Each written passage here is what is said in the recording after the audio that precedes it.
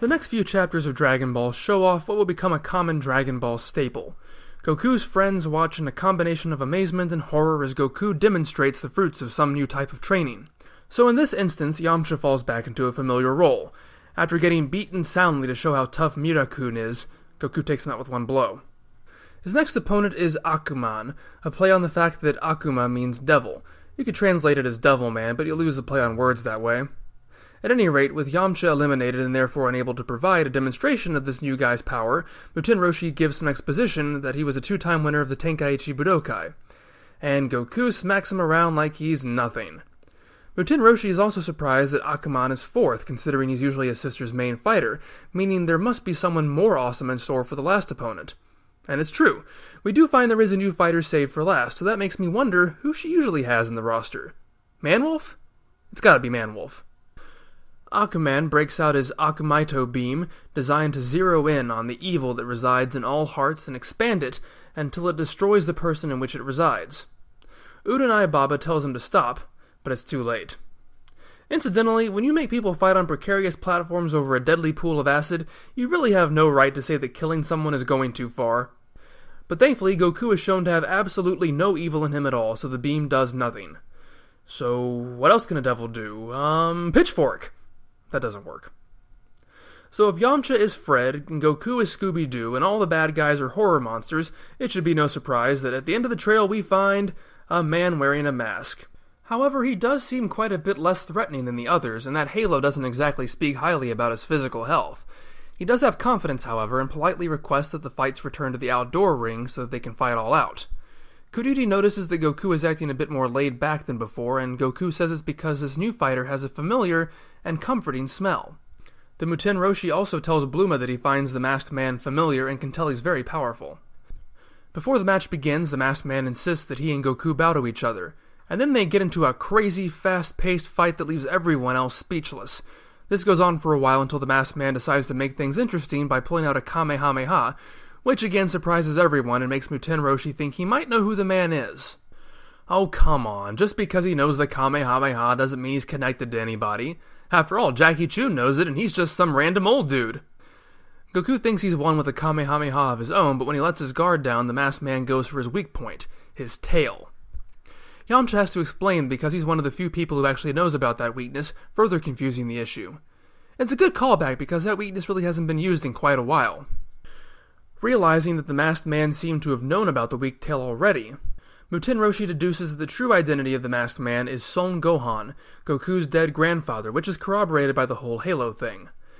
However, just as all seems lost, Goku's tail snaps off, and the masked man surrenders. Upon reminding Goku that he told him to train his tail, Goku figures out who he is. "And I would have gotten away with it too if it wasn't for you meddling kids!" Goku tearfully and affectionately greets Gohan, giving the old man a fluffy testicle pillow of his own.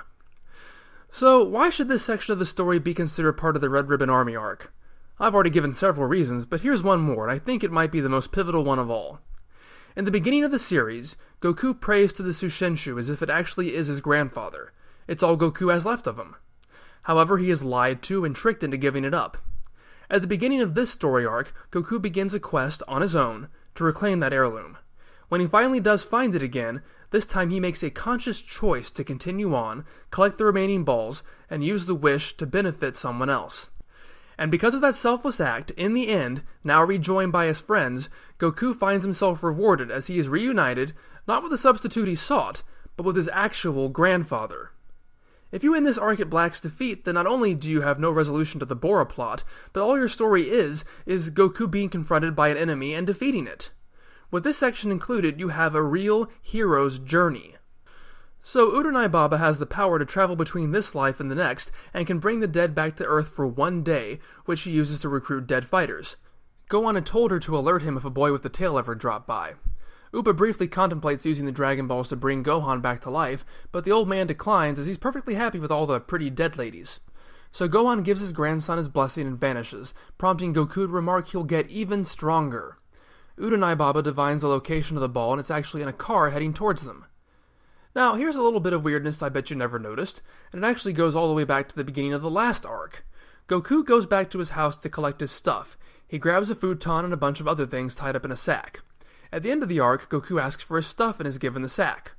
Obviously there's no futon in there since he had to carry it separately before, so we never really know what Goku has in there. Well, apparently the answer is nothing, since when he unties it in Jingle Village, it only contains his Dragon Ball on the radar. He wears his sack around his neck until Bluma joins him. At this point the balls go in Bluma's backpack because that's what Blue steals. After Goku gets it back, the story consistently shows him with the backpack, up through his approach to the ring to fight Gohan. But then when he retrieves the Dragon Balls to show Gohan, the backpack is suddenly gone, never to be seen again, and the sack is back. So yeah, like the Red Ribbon plane at Kame House disappearing, this is something I never noticed until I had to study this series in detail for this video series. You're welcome. Anyway, to make a long story short, before the location of the ball was divined, we learned that it was in the hands of Pilaf. Well, specifically, it was in a special radar-proof box that was in the hands of Pilaf. And he and his cronies, now properly named Shu and Mai, used their satellites to watch Goku's fight with Gohan and find out his weakness is his tail. So brimming with confidence, they break out their giant mecha and burn off Goku's pants, only to find he no longer has a tail. Whoops. New plan. Go Power Rangers! New plan. Change forms and run away! New plan. Give Goku the Dragon Ball. And Shu's clothes. By the way, this is the last time in the series we'll ever get to see Goku's Dragon Balls. Goku returns to grab Upa, and after he leaves, Uranai Baba makes a proclamation that is startling to anyone who's never seen the rest of the series. Goku will one day save the world. So we get to see the sky turn dark for the first time, and Shenlong brings Bora back to life. Thankfully, he's not especially literal and heals the wound and whatever decomposition would have taken place, so we don't have a rotting Bora with a hole in his chest begging for a death that can't come soon enough. And Goku shows he doesn't sacrifice anything to help others, as he just jumps up and catches his Dragon Ball before it flies off. And so now everything wraps up. Goku declares he's going to train for the next Tenkaichi Budokai, which the Muten Roshi reveals will take place in 3 years instead of the traditional 5. Yamcha announces he's been taken on as the Muten Roshi's next disciple. And while Goku looks forward to spending the next 3 years training with Kuririn and Yamcha, the Muten Roshi gives him a quest of his own. Spend the next 3 years traveling the world without Kinton. And with a little prodding from Uranai Baba, the Muten Roshi gets Yamcha, Kuririn, Bluma, and Puar to run back to the house. And as we see Goku run off into the sunset, eagerly beginning his training, the narration informs us the next tale will take place 3 years from now. One of the most frequent complaints I hear about the Red Ribbon Army arc is that it's just too long. And at nearly 60 chapters, that is a pretty long time. That's over a year. At this point, that's half of Dragon Ball. But keep in mind that the Frieza arc is 88 chapters, the Cell arc is 92 chapters, including the Special Trunks chapter, and the Buu arc is 99 chapters. Yet, aside from the actual fight against Frieza, I rarely hear anyone making the same claims about those arcs. And due to the length of the fights in those latter arcs, I feel more happens in this arc than in those. I don't think length is the problem. If you don't like something, having to get through it is going to feel longer than indulging in something you enjoy. For example, for a kid, spending 2 hours playing a video game usually seems to go by a lot faster than 45 minutes in a science class. So I think the length is less a cause than it is a symptom. I can really only speculate as to what the actual cause is. I do agree that Muscle Tower drags a bit. I do think a lot of the original characters added into this arc are rather dull. And aside from Uranai Baba, Karin, and Bluma's parents, none of the characters introduced in this arc have lasting roles in the series, and even those 4 are very, very minor characters. So I'd say especially for those fans who focus on the Z era and see the early stories as little more than backstory to flesh out the characters' histories, this arc provides very little for them. Even though the entire Cell arc is set up as a sequel to this one, the connection is so tenuous as to be irrelevant, and really just serves as little more than the source for a logo. As for me, I find quite a lot to enjoy here on every single level. Aside from Sergeant Metallic, every fight is interesting and unique, be it Murasaki's antics, Blue's telekinesis, Tao Pai Pai's Dodon Pa, and Gohan's tail grabbing, not to mention the other crazy Uranai Baba fighters. The story and the art go hand in hand as far as I'm concerned because there's just so much to look at. Goku goes everywhere. There's a snow world, there's feudal Japan, there's the crazy lollipop architecture in the city, there's a pirate cave with wacky traps, a giant mystical tower, an army compound. It provides such a variety to the adventures, and they all look so beautiful. There's a particular shot of Goku approaching Karin that I never stopped to notice before. I realized the background was just so rich and detailed, and there are so many panels like that. And it's just so sad when you think about how infamous Dragon Ball is for its constant use of repetitive, barren wastelands, as opposed to the rich topography that Toriyama is clearly able to depict. I like that the story keeps giving obstacles to Goku, but I don't like that it relies on the Dragon Radar not working 3 times. That's a bit too much, although it does help set up the subversion the final time when it's revealed that the Dragon Radar isn't actually broken. It's worth noting that Red is the only head bad guy in the series that Goku does not get to face. I like that. I also like that neither he nor Black are especially good fighters because that makes sense. They're leaders, they're planners, they're schemers. There's no reason for them to be good at fighting. They have people to do that for them. And yet it still plays out as a satisfying climax. Bora's death is a good turning point, as I've said, but as for Bora and Upa themselves, I'm not gonna lie. They're not terribly interesting either. In fact, Upa's appearance evokes a rather cheap sentimentality in the audience when you get right down to it. He's so cute and tiny and helpless that you can't help but sympathize with him when he's orphaned. The 1987 Dragon Ball calendar has Upa featured along with the rest of the gang, so I've wondered if Toriyama at one point intended to add him to the main cast. But I'm glad he didn't, because he'd just be another Puar. And sadly, while Puar got some cool stuff to do here, he still didn't get a chance to develop in any interesting ways.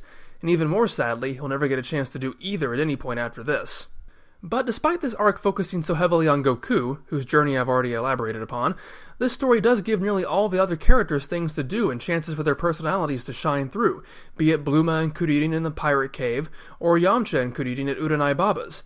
Sadly, Yamcha's somewhat bland expository leader role doesn't capture the same level of fun as a scheming, girl-fearing version from the beginning of the series, but he still feels integral. The Muten Roshi keeps up his balance between competent mentor and sleaze, and even Lunch's one-note personality gag gets to be used in creative ways.